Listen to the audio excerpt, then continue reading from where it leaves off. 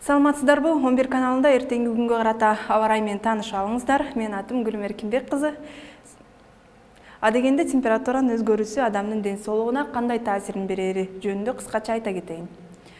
Дарыгерлердин билдиришинче, жүрөк кан тамыр системасы начар жана нерв оорусуна чалдыккан адамдардын 75%-на температуранын өзгөрүүсү терс таасирин берип турат. Мындай көйгөйлөрдөн качуунун бир мыкты жолу физикалык терапия болуп саналат.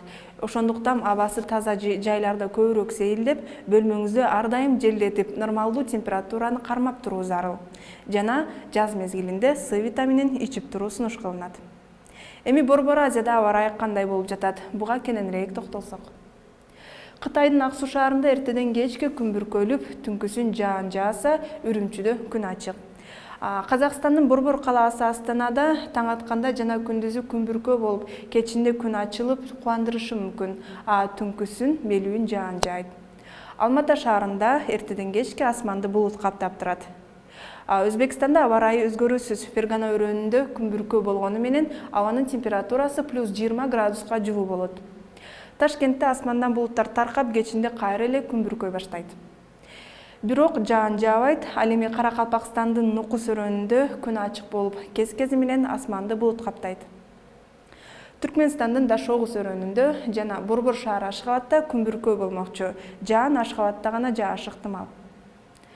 Тажикстанда аба ырайы туруксуз болуп жатат. Эртең Душанбеде жаан жааса, Хорок өрөөнүндө күн ачылып турганы менен Душанбеге салыштырмалуу абанын температурасы +18 градус болмокчу.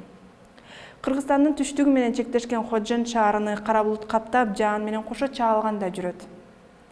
Кыргызстанда өзгөчө кырдаалдар кызматы билдиргендей, бүгүн жааган жаан эртең да уланып, 9-10 апрелде көпчүлүк аймактарда жаан жаап, тоо этектеринде жаан карга айланышы, тоолуу райондордо да кар жаашы күтүлөт. Эртең Чүй, Талас, Ош, Жалал абад, Баткен областарында, кээ бир райондорунда жаан-чачын катуу жаашы күтүлөт. Бийик тоолуу аймактардын автожолдорунда кар күрткүсү жана жолдор таак болушу күтүлүүдө. Батыштан соккон шамалдын ылдамдыгы секундасына 4-9 метрден, кээ бир райондордо 17-22 метрге чейин жетет.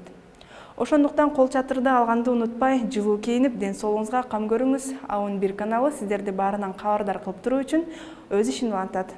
Кайрадан көрүшкөнчө.